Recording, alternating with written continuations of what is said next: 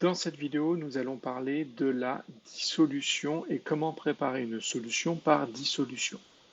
Donc c'est directement lié à la concentration en masse parce que quand on veut préparer une solution, on doit le faire en connaissant d'avance la concentration en masse de la solution que l'on veut préparer.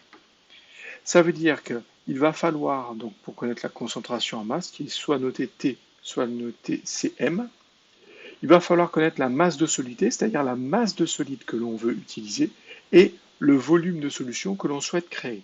Donc les deux sont forcément à connaître avant de commencer à faire une solution par dissolution. Pardon. La dissolution, c'est quoi? Dissoudre un soluté, c'est le phénomène que l'on a quand on met du sel dans l'eau. Donc en fait, on va séparer les ions ou les molécules constitutives de ce soluté.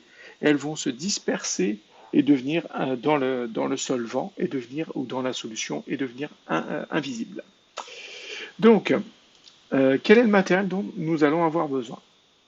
Donc nous allons avoir besoin d'une spatule, d'un entonnoir, d'eau distillée dans une piscette, d'une fiole jaugée, de volume V.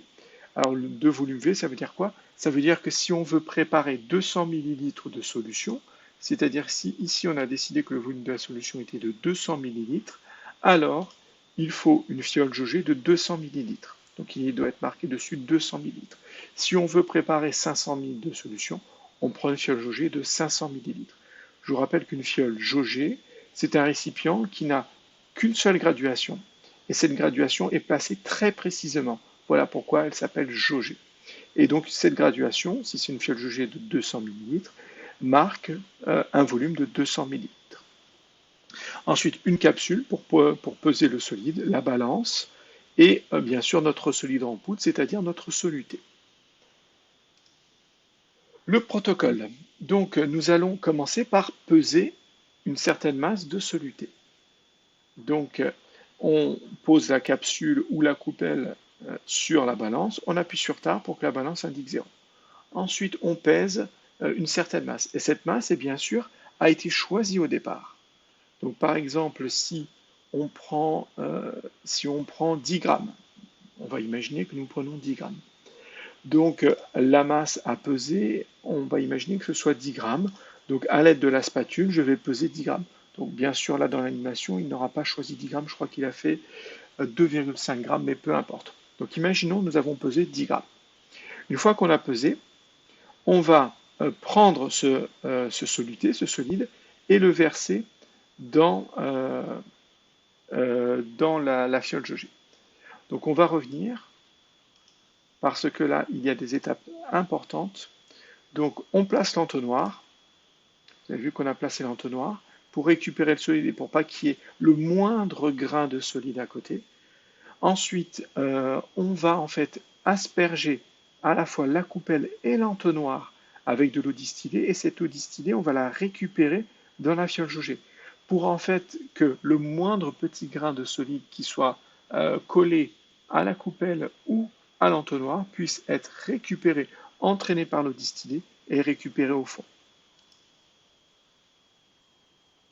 Ensuite, on complète environ aux 2/3 ou aux 3/4, peu importe, d'eau distillée, et on va agiter jusqu'à ce que le solide, ou le soluté, c'est la même chose, soit totalement dissous.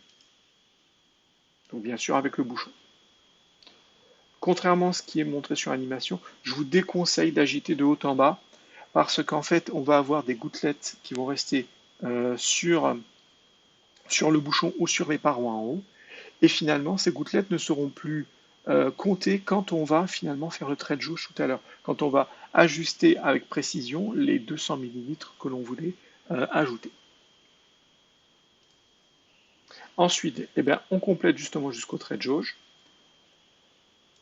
Je rappelle que pour bien voir, bien lire le trait de jauge, il faut que le regard soit vraiment placé à l'horizontale de ce trait et que le niveau d'eau qui va former un ménisque, c'est-à-dire quelque chose de courbe, c'est la partie la plus basse du niveau d'eau qui doit être au contact avec ce trait de jauge. Une fois la solution terminée, on agite et notre solution est prête. Donc, si nous avons pris 10 grammes dans 200 millilitres, ça donne quoi comme concentration? Donc, on a mis une masse de soluté de 10 grammes. On va diviser par le volume de la solution, 200 millilitres. Attention piège, le volume de la solution doit être en litres. Donc, 200 millilitres à placer en litres, il faut diviser par 1000 ou multiplier par 10 puissance moins 3 parce que le m de milli est remplacé par 10 puissance moins 3. Donc, ça fait 200 fois 10 puissance moins 3, ça fait 0,2. Donc il me reste 10 divisé par 0,2, et ça fait 50. Donc j'aurai 50 grammes par litre. La concentration, donc j'aurais préparé ici une solution de concentration 50 grammes par litre. Donc, et ça, ce calcul est accompagne systématiquement la préparation d'une solution par dissolution. D'une solution par dissolution.